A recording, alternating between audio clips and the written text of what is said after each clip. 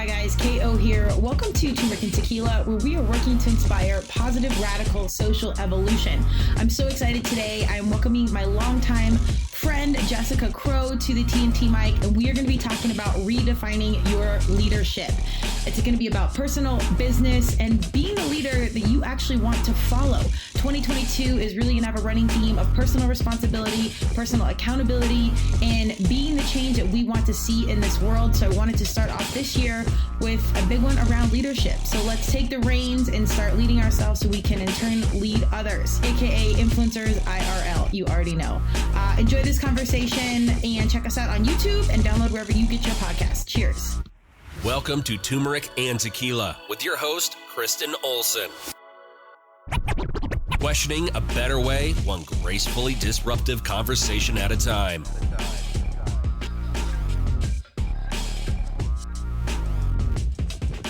Hi there, my name is Jess Crow. I am the founder of Apogy, and Apogy is a change management training, coaching, and consulting firm. And for the past couple of months, we have been hosting free workshops talking about change management and change leadership. And this month, it's a little bit different. We're doing a live event where I am interviewing my longtime friend, Kristins Olson. Hi, Kristin. Hi, guys. And we are going to talk about leadership and business and becoming the type of leader that you would want to follow. And the reason I'm interviewing Kristins is because Kristins has a lot of experience in marketing. She's an online influencer. She has a podcast that I want her to tell you all about. She's a competitive athlete. There's so much, she's got a really unique background that I thought would be informative for change leaders, change management practitioners, as we are often focused on how do we influence, how do we encourage employees to change their behaviors, and how to align with whatever the solution, the change is within the organization. And a lot of that has to do with effective leadership. And Kristins is a pro in this area. So Kristins, why don't you introduce yourself and explain your background and all that fun stuff? Yes. Well, thank you for having me. I'm super excited to be here. It's nice to be friends, and now we get to play in the business space. So universe speaks. It's good. I'm a longtime athlete. I have 3 younger brothers. I played D1 lacrosse in college. Post-college, I competed in CrossFit, and I went to the games a handful of times. So that competitive angle led over into my adulthood. I started a business out of college because I quickly learned, having a coach for 5 years, I tore my ACL my sophomore year, I was ready to make my own decisions and face this world doing it my way. So that comes with many lessons of trial and error. But it was a pretty strong leadership role immediately. And I was the oldest. So some of these things were kind of familiar territory just growing up. I started a lacrosse business. Fast forward, I started to see some similarities in lacrosse and CrossFit in my professional world, and tons of change happening and growth and evolution. Instagram and social media really started to take off. So when I established my company, koalliance, we're a marketing and branding firm. We help companies specifically activate in the fitness space, but now we're more lifestyle as trends have gone a little bit more mainstream. We saw that impact of social media and how, larger messages were reaching young people earlier. And being on that marketing and branding side, I felt really responsible to really do things the right way, not just by the rules, but super consciously aligning with people and mission-driven businesses that I could genuinely and authentically align with and get behind. So now at koalliance, we specifically work with mission-driven humans and businesses, and we specialize in strategic partnerships, from sponsorships to brand ambassadors and influencers, helping you cultivate the right voices to speak on behalf of your mission, product, company, whatever, and really work to establish long-term mutually beneficial relationships that you can work with for, like I said, forever, because at some point we think that social media will not be the mainstream point of influence. So if you've got real humans IRL speaking your gospel, then you're ahead of the game. Totally. And Kristins, you and I, we've been, friends for a long time, and we've had a lot of conversations about just kind of the future of influence in particular. And we're sort of in an interesting time right now. And so just to kind of set the stage for people who are listening, there's a lot going on in the business world, not only from companies that are working with brand ambassadors, but inside organizations, there's the Great Resignation. Like, this is a thing where people are leaving organizations in greater numbers than ever before. The whole business, the concept of the business office is being redesigned, where there's people who are working from home and hybrid and in person. Well-being continues to be a major topic of conversation.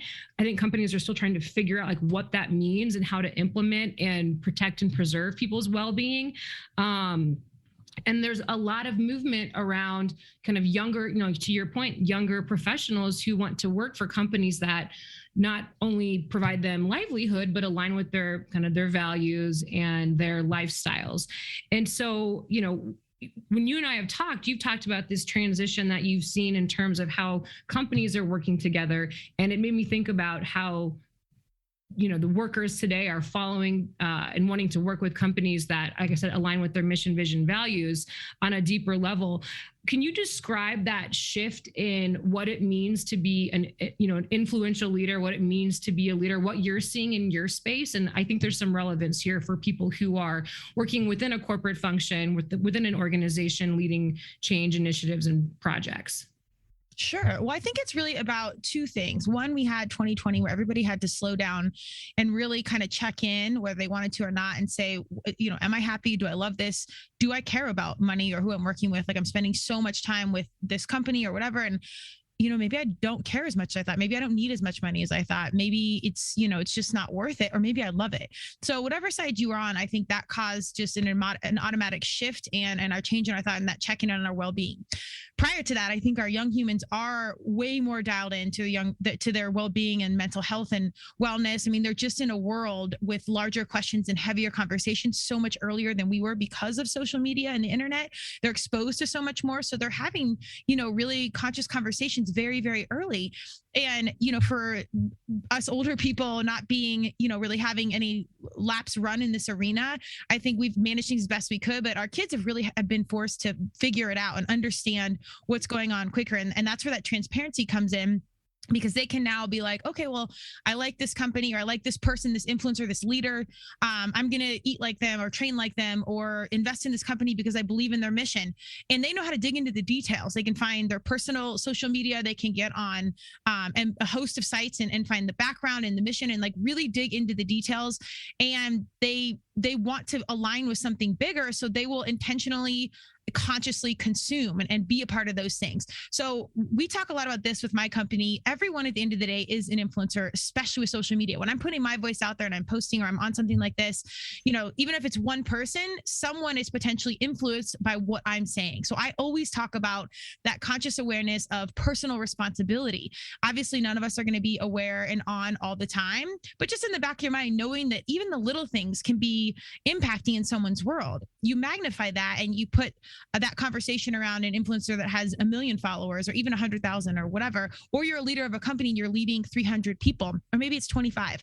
That community that's following you consciously, you now have that responsibility to, again, be aware of your actions, what you're saying, and really be aware of how you're walking through life. It's no longer just, do I show up at this business and check all the boxes, pay my bills on time? Doesn't matter if these animals are, sustainably sourced or what's like, now it's how are you doing things on the full level? It's not just paying the bills and keeping the lights on. It's how are you and your company walking through this world? And if companies and people out there, employees don't align with those things, they will check out earlier. So the shift that I've seen over the years is the leader and the influencer is more and more responsible and they are more and more held accountable for their actions, and they can love it or hate it. But our young people, our conscious consumers, our guys that are really dialed in, they will see what you're authentically doing, whether you like it or not. So there's just way more of a conscious reality for our leaders, for our change managers, to understand the landscape of what's out there. And I think it's not something to be fearful of. It's something to be excited about and really understand the power that you have as a leader and the responsibility that comes with it. Yeah, no, that makes a lot of sense. A lot of the conversations that I've been having with clients and a lot of the articles that I've been reading too talk about how leaders need to be role models and not just, a figurehead within the organization, but somebody who really walks the talk. I know in my own experience, some of my favorite leaders were really authentic and real and relatable. And that's something that you and I have talked about too. Can you tell me a little bit more about, if you were to describe the key traits that leaders should have in today's environment where there is access to online information that can give, a leader or an employee's backstory, or, there's a lot of information out there, but also just working in, with more of what we do happening online through a virtual environment. How can you be an effective leader when you don't have that face-to-face connection, and you're kind of what you put out there is what people are seeing and experiencing? So kind of to summarize what I was saying, in terms of a question, what are some of the key traits that leaders need to possess today in the type of environment, the type of business environment that we're currently in? I think there's a lot of key traits that we know, like confidence, responsibility, transparency, but I really think it comes down to this: humanizing the brand. And that's very formal and corporate sounding, but the reality is just letting the truth be seen. And this is something I've worked on, obviously, as you know, personally and professionally, where it's great. I'm a private person. It's my company, and I represent myself as an athlete, as an individual in different things. And I've had to work, and still am working on merging those worlds and letting it be seen. We're used to this very formal corporate business situation. I'm an entrepreneur, so I don't really exist too much in the corporate space, but some of those realities, and storylines carry through into my business. And we're kind of used to being able to control the narrative, or that's something we should do. And again, I have to continuously understand that I need to walk through as transparent and as open as possible, because if someone's going to align with my mission, voice, or company, it's me. So I have to share what my values are, what I'm doing. So if you're a human, or you're a company or corporation or a nonprofit, I always just say, share as much about you and your why as you can. And if it's a little bit messy, or if it's a little bit real, I think that's even better. We're used to the cleaned up, prim, polished, whatever. I went to Harvard and I did crew and it's all perfect. And we all know that's not right. So, you got to lean into that human side. And I think our kiddos, our young people, and I'm talking about like under 35, really get that, and they don't care. Like if, you drink on the weekends or whatever, like they'll be like, oh, that's cool. And then you show up and you train, 7 days a week. Like they'll get it. Everybody over 35 is kind of like, did they just say that? Are they doing that? But I think in some part of them too, they'll be like, oh my God, they've had a divorce too, or, oh, that, okay. So it's a careful balance of sharing both. But I think as time goes on, the more the companies can share themselves and share their why and their angles, even if it's not super personal, the more successful they will be with identifying with their audience, and in turn cultivating a community, which is ultimately what the consumer wants. We want to be a part of something bigger. And if I can be and consciously consume and purchase with a mission-driven company that gets it, I'm all in. You don't even need to market to me. Like, it's already done. Right. Yeah. And I think the same goes for the people that work within the organization. They want those things as well, not just to consume the products, but to work for an organization that embodies everything that you just said. You were talking about being real and bringing more of yourself to the table, and you listed a couple of strategies on how to do that by telling your story. What are some other ways that, for people who are sort of stepping into their leadership, or are in executive positions, or are individual contributors within an organization, because I think even though as an entrepreneur, as somebody who works with social media influencers and athletes, the lessons are very translatable. What are some other ways that people can show up as being real and authentic and transparent with their peers and colleagues, but sort of maintain, I think it is, for somebody who's over 35, I have been coached and maybe conditioned to understand that you bring some of yourself to the table, but there's also, there's emotions and other things that just don't have a place in the organization. And I do think that's shifting. I think there's more space for that these days than ever before, thanks to the pandemic, just sort of bringing the humanness of our entire experience together. But what are some tips and strategies that you could give to people who are thinking about how to redefine their leadership in terms of bringing their whole self to the table? Sure. Well, so a really easy exercise, everything starts within. A lot of times when I work with athletes or people with big audiences, or they're potential influencers, or they're just natural leaders, like they kind of walk through life and people just follow what they do. These can be like key community influencers, kind of leader of the mom group, or the person that does the first kind of like paleo recipe or whatever. I say before, you want to go out and change the world, we have to focus on ourselves. So sit down with yourself and understand, or think about this. If you haven't done formal training, what are your core values? What do you care about? Like what's my top 3 are honesty, independence, and creativity. And I worked with a professional to kind of figure this out. It's funny as you learn, what you pay for and you're like, oh, I knew that all along. But sometimes if you're one of those, that's just how we have to do it. So we'll go the most complicated way in some things, but sit down and think about it. Like, what matters to me? And even if it's not like organized, be like, I really care about my kids. I care about their safety. I care about being a good person, whatever. Really get clear on what is important to you. And this works for an individual or a business or whatever. Write those down and then write down like 3 things that you find, attractive or admirable in a leader, like dedication, timeliness, confidence, support, and know that what's important to you, that might not be your audience's immediate, what I'd say, love language or their digestion of leadership, but that's okay. We stick to what's authentic to us. So be clear on what you want, be clear on what you know and what makes you a good leader, and then be really cognizant of your power and your responsibility in a good way, knowing that when you walk out the door, you can positively impact somebody's life. And as dramatic as that sounds, it's really an exciting thing because we're in such a disconnected world. These are opportunities where you can really connect and make a positive impact in this world without even knowing it, just being a conscious, positive person and intentional about how you walk through the world. So if you can, again, core values, recognize what you appreciate in a leader, and then kind of put that all together and accept the responsibility in that. I think just starting there is enough. And I'd say if you're brand new, watch how that goes, like in your organization or with your social media or whatever, for the first couple of weeks, and see if you notice kind of like an energetic shift, if you see more engagement, if not. And usually, especially in a corporate situation, we have multiple employees, attitude reflects leadership. And that's an always. So if you can start to see a shift in the positive attitude, or you're working with leaders within your business and you kind of let them know about this self-work, this conscious intention, what you're doing, you should see a positive ripple. Now, formally, we can track KPIs and ROI and all that. We can really get into it, but I'd start really, really small, start to dig in and see how that inspires the people around you to do the same. Yeah, no, I love that. And when I think about core values, I think about using them as a North Star for decision making. So not only, should I make a decision on, a choice that I have to do for my business, but also how I show up. Does this behavior, does this belief align with my core values? And so that's a really great place and really the only thing that you can do is control yourself and control your response and how you show up. And so starting with yourself and starting to adopt and align with those core values and then seeing how it plays out within the workplace or within whatever forum people are in is super, super powerful recommendation.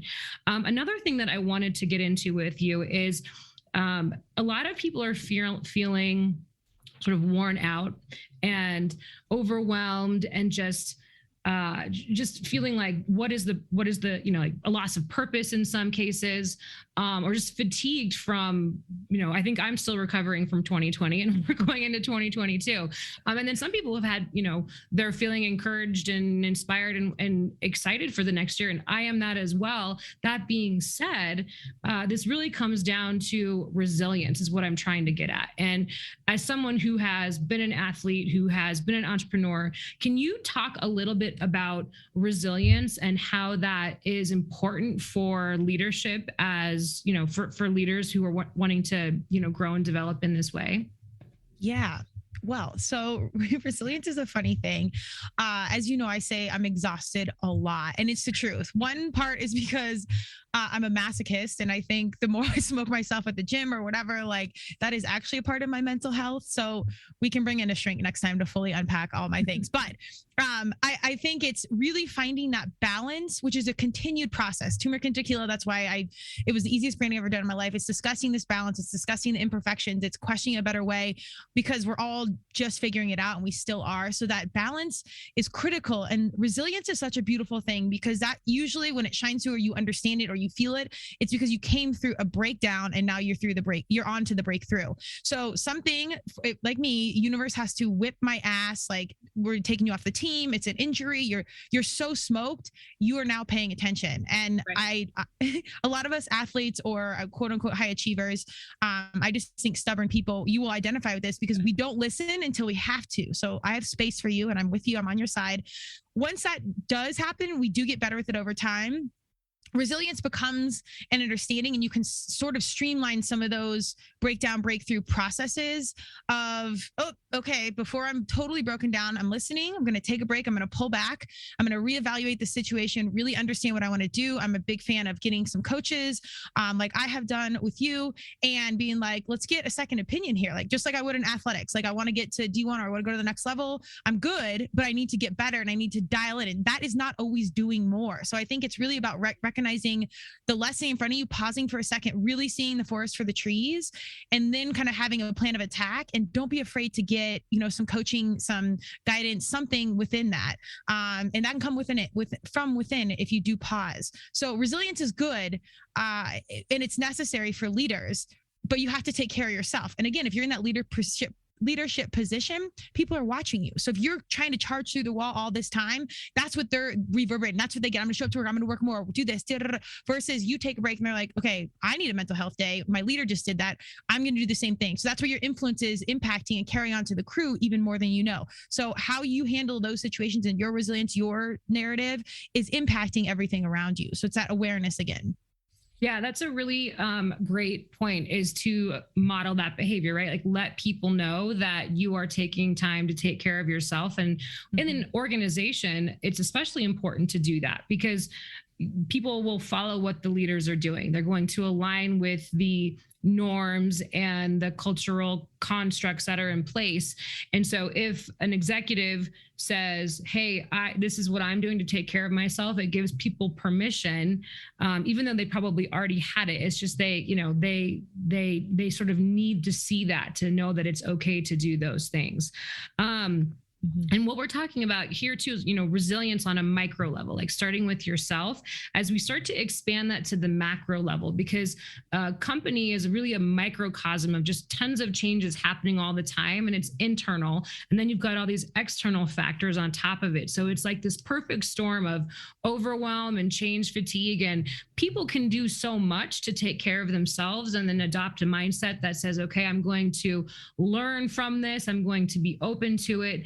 But I think what many companies are trying to avoid, and especially with projects and change initiatives, is that breakdown, because they may not get that breakthrough moment because they may run out of money, or there could be an impact on their brand, or something negative could happen that could really be a detriment to the company. And that's what, they don't want to have. And that's where the role of the change leader can be helpful in helping the organization navigate that. So you don't get to that point of breakdown before people are listening and saying, what we're doing isn't working anymore.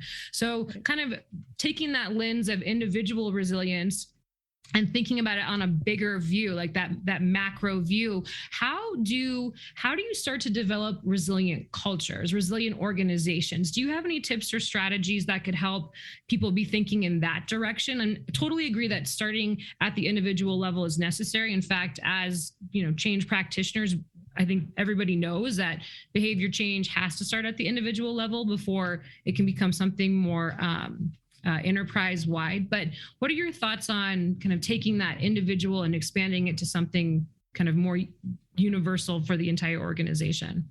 Sure. So again, yes, it's absolutely personal on how you walk through, because attitude reflects leadership. So if you're the leader, what you're doing and how you're behaving in that space is impacting everyone more than you know. And nonverbal communication is far more received than verbal communication. So that physical presence and actions are deeply, deeply important. On that note, on a larger scale, I think it's critically important to have mental health and wellness professionals available. I think it's really important to have people that are addressing diversity and inclusion. So you're diversifying that table, because there's a lot of problems or situations or concerns that are happening that we don't understand, because we walk very, very narrow-minded, kind of with goggles in our life. Even if you're, a woke human and you're trying to do the most to be all things, I'm a blonde white woman, and that's how I walk through this world. And while I try and diversify my perspectives, there's so many things I don't understand. So when you're in a company or a team, your most valuable and expensive resources, that can be money and energy, are your humans, your labor. So it makes all the more sense to have support factors for them. And if they feel supported and open-minded, and there's points where they can consciously communicate any concerns, that's where you avoid that full breakdown. So you can formalize some of these situations without really big steps to bring on a consultant or a couple people to help navigate this, or even just providing a gym, like, or something, or workout equipment or something small to acknowledge that you need a break, or there's just some sort of acknowledgement, like, we're here for you. I think that's a really good step. But implementing some of those formal situations where people can address their concerns, however that looks, avoids that breakdown. And then from there, you can kind of build out a formal strategy. The long story short is, how do we cultivate a culture where people want to be a part of it? Right. It's getting your employees to want to show up. In 2021, if they don't like something, young, old, whatever, they will move on to the next thing, and everyone's hiring right now. So it's got to be real. You're not going to fake the enthusiasm of, we're here, you love it, like, I'm going to tell you love it, or I hate it, but you're going to love it. Like, it just has to be real. You have to help them want to be there. So, and I think that just starts with those supporting factors. Yeah. And starts from the top and also the bottom, like walking the talk and modeling the behavior, yes. Things that you've said. You said a word too that made me think about that is really a universal, is that creating that sense of belonging. And that's where, whether it, when you think about why certain people online have millions of followers, or why people choose to work for certain organizations, it's because they want to belong to something bigger than themselves, or feel like they are aligned with whomever that individual is or company is. When it comes to the types of places, actually, let me back it up and ask a different question. And this is something that you and I have talked about, and it cultivates this sense of belonging. What does it mean to be like a purpose-driven or a mission-driven business, and also a purpose-driven, mission-driven human? Well, I think that can mean different things to different people, but for me, it's all about being useful. How am I walking through this world and I am of use? I've been extraordinarily privileged in many accounts, and that does not mean anything has been perfect or a really hard struggle at times. But I have had the opportunity to play D1 sports, to go get a formal education, to have coaching, and like just really opportunity to grow. And that's obviously with intentional effort and with sacrifice in many spaces. But at the end of the day, I'm fortunate for these things. So my mission, or what's important to me, again, I think comes down to core values, is being useful, like giving back and showing up and being a part of this larger puzzle. It's, we can't save the world or make so much money will make you happy or whatever. It's really about that balance of, for me, being useful and then being intentional with what I do, and kind of ideally getting to that self-actualization without getting too far into the weeds. It's like old school philosophy. And to sum up all philosophy, it's kind of like to live is to suffer. So if you can find that space where you can feel good about who you're with, what you're doing, and why you're doing it, that's what I would be called useful. And you're mission driven. You're driven by the mission of seeking happiness and balance and use. So I really do think it depends on the person, but how that correlates to the corporate world. If we're making $1 billion, or as leaders, we have this formal strategy to be successful because we have to keep the lights on, and that's what makes a business run great. At the end of the day, we are spending the same amount of hours as our employees in this situation, in this boat. So we're all in it together. We have finite hours. We can always make more money. Maybe we lose it, whatever. That can always come back. We are spending the exact same amount of time. So it's not just about cultivating this culture that our employees want to be around. We want to be around it too, because it's our time as well.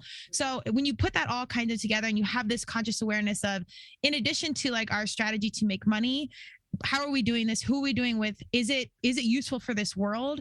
And can we get excited about it? I think they all kind of fit together. So the mission-driven humans and businesses kind of cultivate around those things for me. And when you put it all together, it fits, it works, it makes sense to me, but also it's how I want to spend my time. Yeah, absolutely. So sort of to like summarize what I'm hearing, for people who are developing into leaders, who are current leaders, who are thinking about making a career move to work for an organization where they are more aligned with the leadership, or kind of whatever the situation is, really the best way to think about how to step into your own personal power and leadership is to start with yourself, really take a look at the core values, or figure out what your core values are and start to make decisions from that perspective.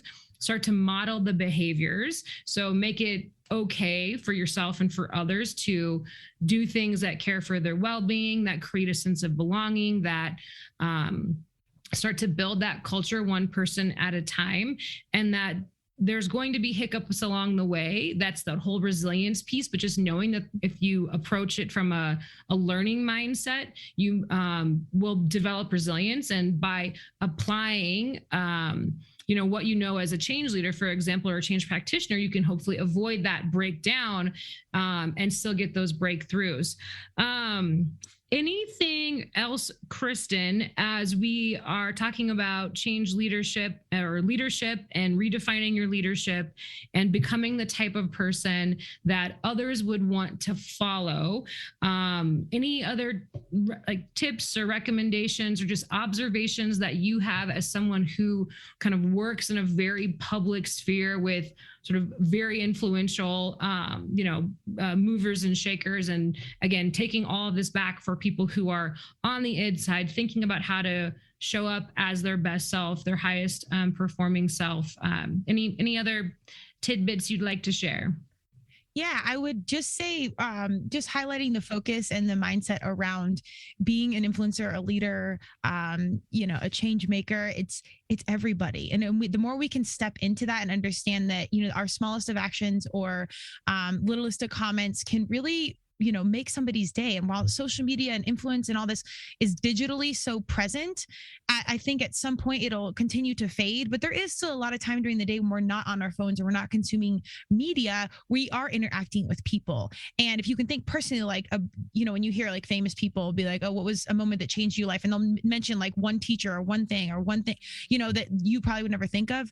You probably have a memory like that as well. So it's just that conscious mindset of it's awesome that, if you intentionally try and walk this world with a positive mindset, or you're here to do good, the littlest of things are making this world move in the right direction. So just continuing to focus on our individual actions and things we're doing on a small scale, and then that can apply to that macro corporate level down the road. Yeah, absolutely. I like that a lot. Just be the change leader that you want to follow, essentially. Yeah, and then seriously. The rest will fall into place.